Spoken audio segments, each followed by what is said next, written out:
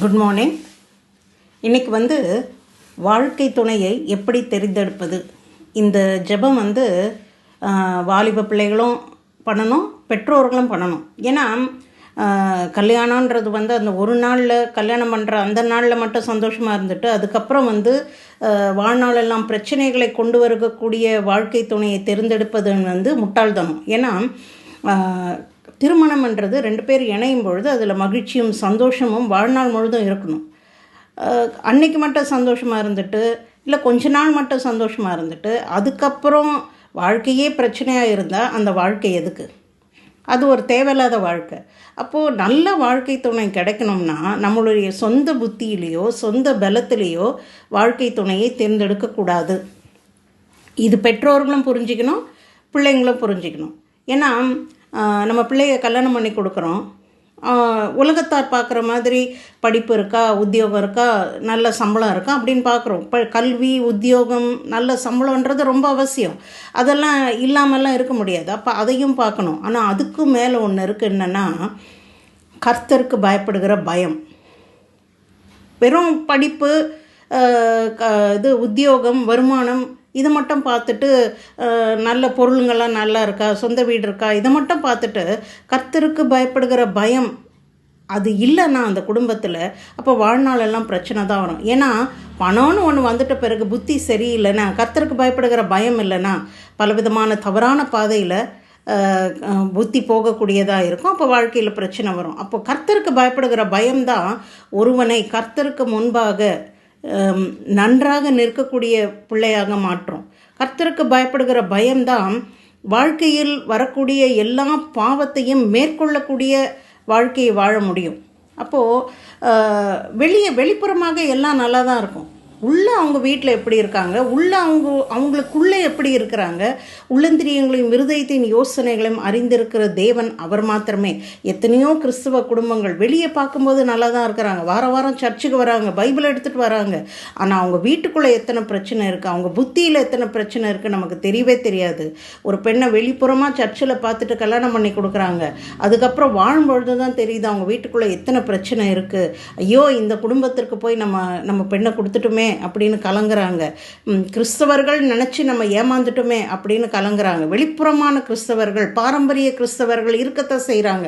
ஆனால் கர்த்தருக்கு பயப்படுகிற கிறிஸ்தவர்களா அப்படின்றத யோசிக்கும் பொழுது நமக்கு தெரியாது. ஏன்னா உள்ளே எப்படி இருக்கோ, அவங்க வீட்டுக்குள்ளே எப்படி நடந்துக்கிறாங்க, அவங்க புத்தியெல்லாம் எப்படி இருக்குன்றது நமக்கு தெரியவே தெரியாது. வெளியே சர்ச்சில் பார்க்கும்போது வாரம் வாரம் சர்ச்சுக்கு வராங்கன்றதை பார்க்கும்பொழுது நமக்கு அதை வச்சு நம்ம இந்த நல்ல ஃபேமிலி அப்படின்னு தெரிந்தெடுக்கவும் முடியாது.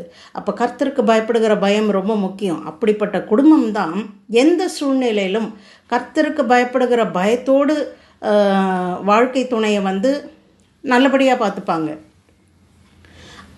அப்போ உள்ளந்திரியங்களையும் இருதயத்தின் யோசனைகளையும் அறிந்திருக்கிற தேவன் அவர் மாத்திரமே. அப்போ அவருடைய சமூகத்தில் நிற்கணும். ஆண்டவரே எனக்கு தெரியாது, ஆண்டவரே எனக்கு செலக்ட் பண்ண தெரியாது, என் பிள்ளைக்கு வாழ்க்கை துணையை செலக்ட் பண்ண எனக்கு தெரியாது, எனக்கு வாழ்க்கை துணையை செலக்ட் பண்ண எனக்கு தெரியாதுன்னு பிள்ளைங்க சொல்லணும். கர்த்தருடைய சமூகத்தில் போய் நிற்கணும். பிள்ளைங்க கண்களை பலவிதமாக அலைய விடுறதை விட்டுட்டு, கர்த்தாவை என்னுடைய வாழ்க்கை துணையை செலக்ட் பண்ண எனக்கும் தெரியாது, என் பெற்றோர்களுக்கும் தெரியாது, ஆனால் உமக்கு தெரியும். உள்ளந்திரியங்களையும் இருதயத்தின் யோசனைகளையும் அறிந்திருக்கிற தேவன் நீர் மாத்திரமே. அது எப்படிப்பட்ட குடும்பம்னு உமக்கு மாத்திரமே தெரியும். உமக்கு பயப்படுகிற பயத்தோடு இருக்கக்கூடிய குடும்பத்தோடு என்னை இணைத்தருளும் அப்படின்னு பிள்ளைங்க கேட்கணும், பெற்றோர்கள் கேட்கணும். கர்த்தாவே உமக்கு பயப்படுகிற பயத்தோடு இருக்கக்கூடிய குடும்பத்தோடு என் பிள்ளையை நீர் இணைப்பீராக. வாழ்நாள் முழுதும் அவங்க எப்படி இருப்பாங்கன்னு உமக்கு மட்டும்தான் தெரியும் ஆண்டவரே. அதனால் உம்முடைய சித்தத்தின்படி, உம்முடைய நோக்கத்தின்படி என் பிள்ளைகளுக்கு உம்முடைய நோக்கத்தின்படி, உம்முடைய தீர்மானத்தின்படி ஒரு நல்ல வாழ்க்கை துணையை நீரை ஏற்படுத்தி கொடுத்தரலும். எங்களுக்கு செலக்ட் பண்ண தெரியாத ஆண்டவரே. அப்படிப்பட்ட குடும்பத்தோடு, நீர் செலக்ட் பண்ணுற குடும்பத்தோடு, நீர் உமக்கு பயப்படுகிற குடும்பத்தோடு என் பிள்ளையை நீர் இணைப்பீராக அப்படின்னு கேட்கும் பொழுது கர்த்தர் எல்லாவற்றையும் ஆயத்தப்படுத்தி வைத்திருக்கிற தேவன்.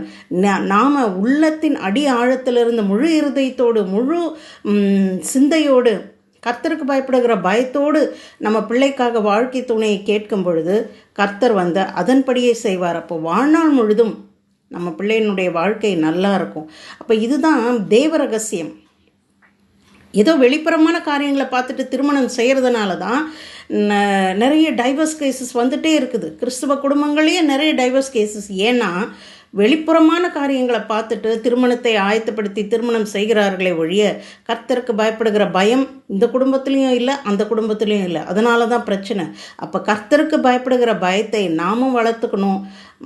நம்ம பிள்ளைங்களுக்கு வாழ்க்கை துணையை தேடும் பொழுது கர்த்தருக்கு பயப்படுகிற பயத்தோடு இருக்கக்கூடிய குடும்பமானது கர்த்தரிடத்தில் கேட்டு பெற்றுக்கொள்ள வேண்டும். அப்போ கர்த்தருக்கு பயப்படுகிற பயம்தான் எல்லாவற்றுக்கும் மேலானது. அதுதான் ஞானத்தின் ஆரம்பம். கர்த்தருக்கு பயப்படுகிற பயம் நமக்கும் இருக்கணும். அப்போது நமக்கு இருக்கும் பொழுது அப்படிப்பட்ட விண்ணப்பத்தை, அப்படிப்பட்ட ஜெபத்தை நாம் ஏறெடுக்கும் பொழுது கர்த்தருக்கு பயப்படுகிற பயத்தோடு இருக்கக்கூடிய குடும்பத்தோடு நம்ம பிள்ளையை தேவன் இணைப்பார், அவரே இணைப்பார். அப்போ அந்த வாழ்க்கை சந்தோஷமும் சமாதானத்தோடு இருக்கும், ஆசீர்வாதமாக இருக்கும். நாம் ஜெபிப்போம்.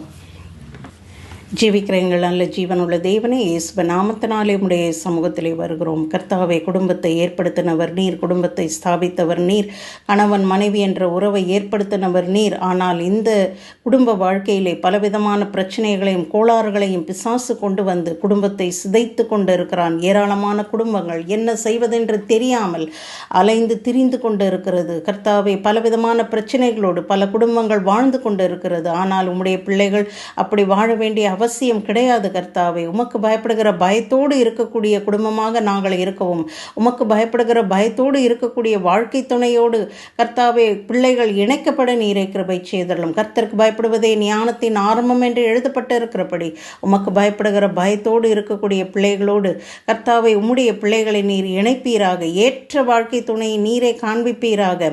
வெளிப்புறமான காரியங்களினால் ஏமாந்து போகாதபடிக்கு நீரே கிருபை செய்தருளும்.